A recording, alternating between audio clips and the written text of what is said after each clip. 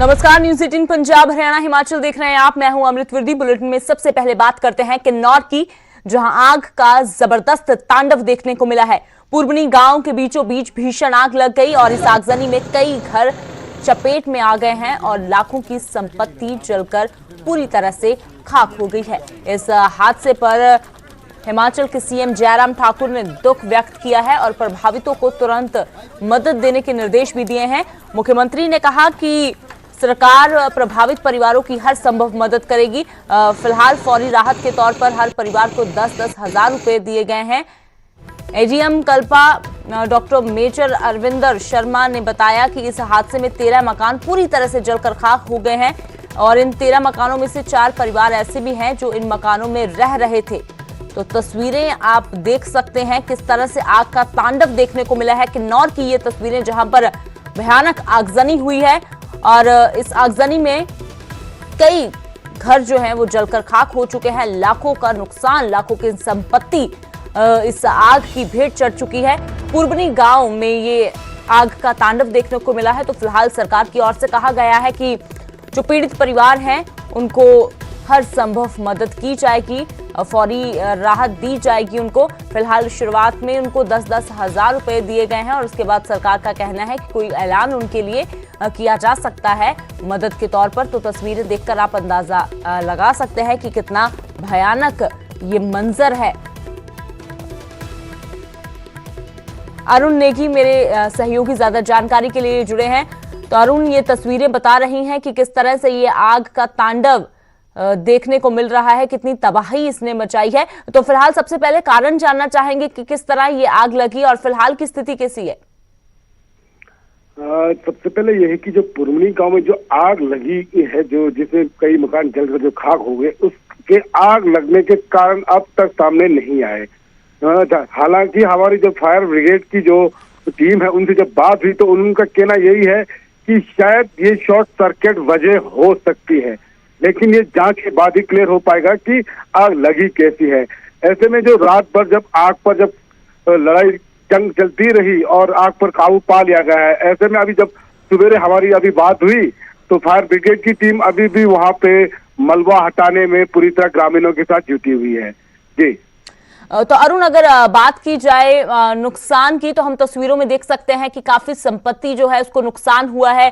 काफी घर बताए जा रहे हैं जो पूरी तरह से खाक हो गए हैं। तो क्या कुछ अंदाजा लग पाया है कि कितना नुकसान अब तक हो चुका है और कितने परिवार जो प्रभावित हुए हैं और सरकार का अभी तक क्या इनकी ओर से जो मदद की गई है?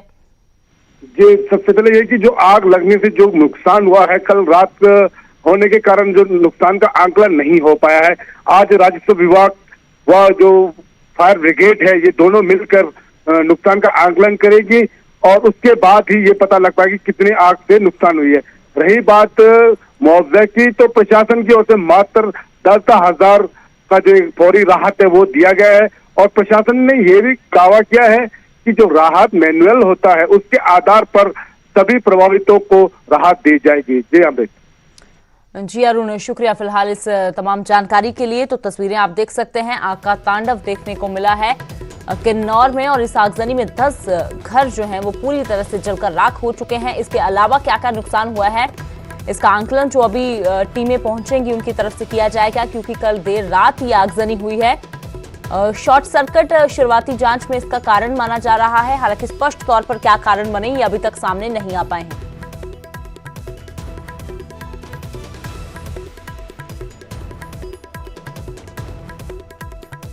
और बात करते हैं अब हरियाणा की, जहां पर आस्था पर मिलावटखोरी भारी पड़ रही है। जी हां, अंबाला में कुट्टू का आटा खाने से 35 लोगों की तबीयत बिगड़ गई है। लोगों को चक्कर आने लगे हैं, हाथ पांव भी उनके कांपने लगे हैं। हालांकि इतनी बड़ी संख्या में जब लोगों को परेशानी आई है स्वास्थ्य के संबंधी, तो उसके बाद स्वास्थ्य विभाग भी हरकत में आ गया है। जगह जगह छापेमारी की जा रही है, दुकानों के सैंपल लिए जा रहे हैं। आपको बता दें कि मिलावटी आटा बिक रहा है। हालांकि हर बार ही जब नवरात्र होते हैं तो उसके दौरान ऐसी तस्वीर सामने आती है कि कुट्टू के आटे में मिलावट की जाती है, लेकिन इस बार भी जो है काफी लोग बीमार हुए हैं। खास तौर पर हरियाणा में काफी जगह अब तक ये मामले सामने आ चुके हैं कि कुट्टू का आटा खाने से कई लोगों की तबीयत बिगड़ी है और अब अंबाला में 35 लोगों की तबीयत बिगड़ी है।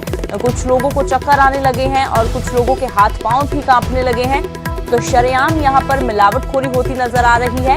लेकिन हैरानी की बात है कि यहाँ पर आस्था के नाम पर भी मिलावटखोरी भारी पड़ रही है। आम दिनों में तो जो मिलावट होती है, लेकिन जो मिलावटखोर हैं वो इन पावन दिनों में भी मिलावट करने से बाज नहीं आ रही। तो हमारी टीम रात से ही लगी हुई है और यहाँ जैसे हमें पता चला कि लगभग 35 केस थे, तो वो प्राइवेट डॉक्टर एक उनके पास चले गए थे और ये टोटल हमारे पास जो 7 फैमिलीज का पता चला है। तो 7 फैमिलीज ये है, तो इसमें से 5 तो बलदेव नगर की हैं, एक राजविहार की है और एक है सुभाष नगर की। तो इनमें से जो 6 फैमिलीज हैं ये तो प्राइवेट डॉक्टर के पास चली गई थी और एक फैमिली है वो सीधी हमारे सिविल अस्पताल पहुँच गई थी। उसमें से एक लेडी है, उसको थोड़े बहुत चक्कर हैं, बाकी सब और वहाँ से सारे डिस्चार्ज हो चुके हैं। तो इसी खबर पर ज्यादा जानकारी के लिए कृष्ण बाली मेरे सहयोगी जुड़े हैं। तो कृष्ण, पहले करनाल, पानीपत और अब अंबाला में 35 लोगों की तबीयत बिगड़ी। आस्था पर मिलावटखोरी ये हर साल का काम है इनका। जिस तरह से कुट्टू का आटा दुकानों की तबीयत बिगड़ी है।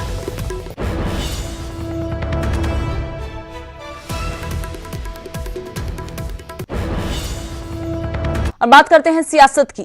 बीजेपी के राष्ट्रीय अध्यक्ष जेपी नड्डा के बाद अब प्रधानमंत्री नरेंद्र मोदी के एक बयान से पंजाब के किसान आहत हैं। बिहार में चुनाव रैली को संबोधित करते हुए पीएम ने कहा कि एमएसपी और मंडी की आड़ में बिचौलियों को बचाने की साजिश हो रही है।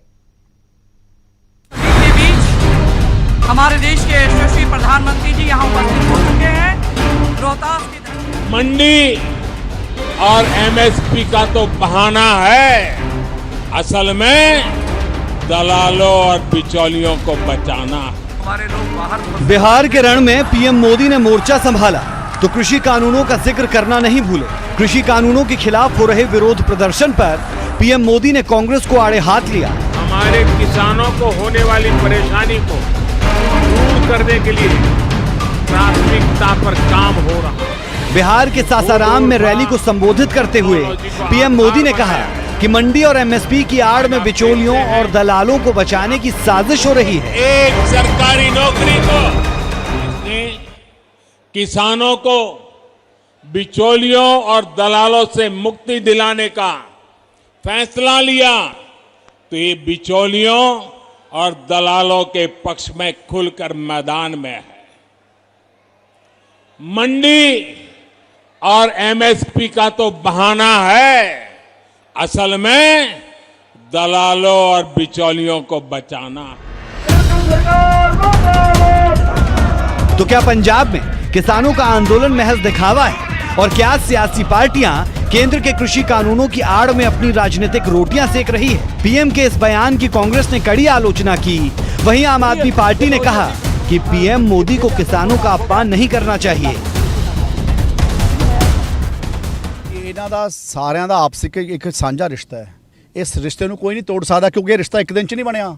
ਇਹ ਪਿਛਲੇ 50 ਸਾਲਾਂ ਤੋਂ ਰਿਸ਼ਤਾ ਚੱਲਿਆ ਆ ਰਿਹਾ ਹੈ ਔਰ ਜਦੋਂ ਇਸ ਗੱਲ ਨੂੰ ਤੋੜਨ ਵਾਸਤੇ ਬੀਜੇਪੀ ਵਾਲੇ ਜੋ ਮਰਜ਼ੀ ਗੱਲਾਂ ਕਰ ਲੈਣ, ਕੋਈ ਇਸ ਰਿਸ਼ਤੇ ਨੂੰ ਤੋੜ ਨਹੀਂ ਸਕਦਾ ਔਰ ਇਸ ਸਾਂਝੇ ਰਿਸ਼ਤੇ ਤੋਂ ਬਿਨਾ ਕੋਈ ਸਮੂਥ ਪ੍ਰੋਕਿਉਰਮੈਂਟ ਨਹੀਂ ਹੋ ਸਕਦੀ, पैदावार नहीं हो सकती। नहीं फिर जिन्होंने बुलाया सी उत्थे वो खान नहीं सी। विचोलिया की हुंदा जी, स्टॉक एक्सचेंज बॉम्बे वाली जिहड़ी चलदी है शेयर, वो विचोलिया सिर ते चलदी है, उसे दलाल ही कहंदे, उन्हां नूं सारिआं नूं ब्रोकर कहंदे, ब्रोकर। इधर किसानों में भी इस बात का रोष है कि बीजेपी सरकार उनके जख्मों पर नमक छिड़कने का काम कर रही है। ਤੁਹਾਡੇ ਕਾਨੂੰਨ ਵਿੱਚ ਵਿਚੋਲੇ ਵੱਧ ਹੋਣੇ ਆ ਤੇ ਲੁੱਟ ਪੂਰੀ ਤਰ੍ਹਾਂ ਤੁਹਾਡੇ ਕਾਨੂੰਨ ਦੇ ਜਿਹੜੇ ਖੇਤੀ ਦੇ 3 ਕਾਨੂੰਨ ਆ ਉਹਨਾਂ ਨੇ ਕਾਰਪੋਰੇਟ ਘਰਾਣਿਆਂ ਦੇ ਹਵਾਲੇ ਪੂਰੀ ਕਿਸਾਨੀ ਕਰ ਦੇਣੀ ਆ। ਕਿਸਾਨ ਤੇ ਬਿਲਕੁਲ ਹੁਣ ਵੀ ਇਹ ਬਿਆਨ ਸੁਣ ਕੇ ਵੀ ਅਸੀਂ ਪਹਿਲਾਂ ਵੀ ਅੰਦਰ ਪਾ ਲਏ ਇਹਨਾਂ ਦੇ ਬਿਆਨ ਆ ਜਿਹੜੇ ਟੀਵੀ ਚੈਨਲਾਂ ਦੇ ਉੱਤੇ ਬਹਿ ਕੇ ਨਕਸਲਾਈਟ ਕਹਿੰਦੇ ਆ, ਮਾਓਵਾਦੀ ਕਹਿੰਦੇ, ਉਹ ਪਹਿਲਾਂ ਵੀ ਇਹਨਾਂ ਦੇ ਅੰਦਰ ਅਸੀਂ ਬਿਆਨ ਪਾ ਲਿਆ ਕਿਉਂਕਿ ਸਮਝਦੇ ਸਾਰਾ ਕੁਝ ਆ। ਪਰ ਕਿਸਾਨ ਚਾਹੁੰਦਾ ਵੀ ਸਾਡੇ ਆਰਡੀਨੈਂਸ ਜਿਹੜੇ ਇਹਨਾਂ ਨੇ ਕਾਨੂੰਨ ਪਾਸ ਕੀਤੇ ਆ ਉਹ ਰੱਦ ਹੋਣੇ ਚਾਹੀਦੇ ਆ। बेशक केंद्र सरकार कृषि कानूनों के बहाने अपनी पीठ थपथपा रही हो, लेकिन पंजाब में दाल गलती नहीं दिख रही। सवाल है कि क्या एमएसपी की आड़ में बिचौलियों और दलालों को बचाने की कोशिश है या फिर वाकई में केंद्र सरकार को किसानों के आंदोलन से कुछ लेना देना नहीं है। हम सभी के बीच न्यूज़ 18 हमारे देश के यशस्वी प्रधानमंत्री जी यहाँ उपस्थित हो चुके हैं। तो वहीं बीजेपी के साथ गठबंधन तोड़ने पर सुखबीर बादल की ओर से बड़ा बयान दिया गया है। कहा बीजेपी से हमेशा के लिए रिश्ता टूट गया है और दोबारा से अब ये कभी भी नहीं जुड़ेगा। न्यूज़ 18 से एक्सक्लूसिव बातचीत में बोले सुखबीर बादल, ये भविष्य में बीजेपी के साथ गठबंधन का कोई सवाल नहीं है। और इसके साथ ही उन्होंने कहा कि प्रकाश सिंह बादल की सलाह से ही गठबंधन टूटा है, क्योंकि पार्टी का हर फैसला प्रकाश सिंह बादल की सलाह पर ही होता है। तो अकाली और बीजेपी का गठबंधन टूटने के बाद सुखबीर बादल की ओर से न्यूज़ 18 पर बड़ा बयान दिया गया है कि ये जो गठबंधन टूटा है वो दोबारा से कभी जुड़ने का सवाल पैदा नहीं होता।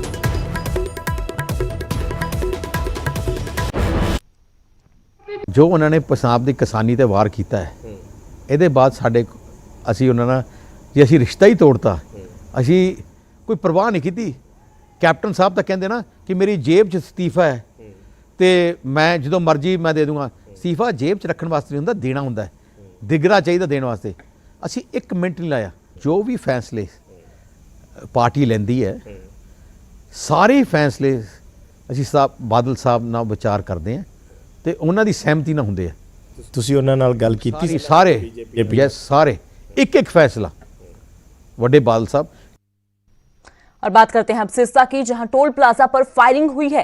यहां गाड़ी सवार 3 लोगों ने हंगामा किया और बैरिकेड तोड़कर मौके से फरार हो गए।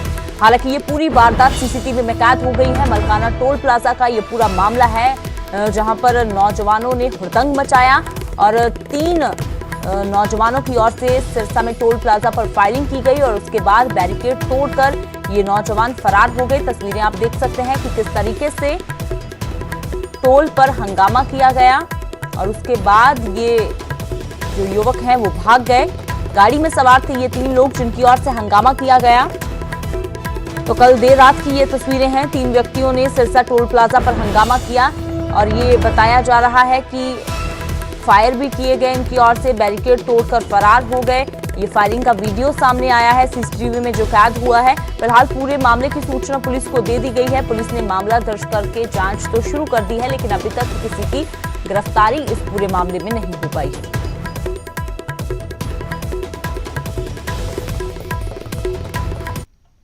का नंबर PB 30N 4852 था। कितने बंदे बैठे थे? 3 बंदे मौजूद थे और इन्होंने शराब पी रखी थी। अच्छा। और उसमें से एक व्यक्ति ये कह रहा था कि वो पंजाब पुलिस का कर्मचारी है। अच्छा। बहस कैसे शुरू हुई? तो उसके ऊपर पंजाब पुलिस का बच्चों के साथ उन्होंने कार्ड मांगा था, तो उसने ID कार्ड दिखाने की जगह पे उसने पिस्तौल दिखा दी उसकी। अच्छा। और बूम बैरियर हटा के जाने की कोशिश कर रहा था, तो इसके ऊपर उसकी कर्मचारियों के साथ बहसबाजी हुई।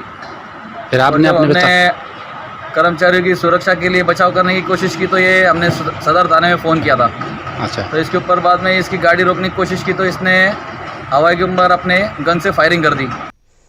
और अगर आप भी शिमला घूमना चाहते हैं तो ये खबर आपके लिए देखना जरूरी है, क्योंकि शिमला घूमने की प्लानिंग कर रहे लोगों के लिए एक अच्छी खबर है।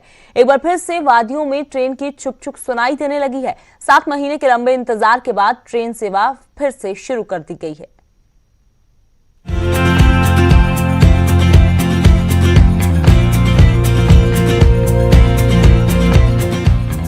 कालका Shimla railway track per toy train की छुक छुक शुरू हो गई है। 7 महीने के लंबे अंतराल के बाद कालका शिमला हेरिटेज ट्रैक पर यह स्पेशल ट्रेन चलाई गई।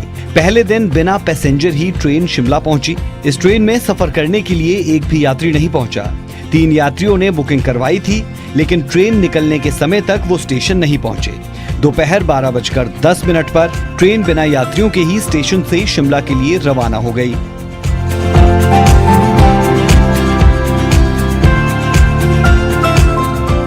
मौजूदा वक्त में क्या शेड्यूल रहेगा, आइए देखते हैं। कालका शिमला स्पेशल ट्रेन कालका से होकर शिमला पहुंचेगी। एक्सप्रेस ट्रेन कालका शिमला कालका से दोपहर 12:10 पर रवाना होगी, जो शाम 5:04 पर शिमला पहुंचेगी।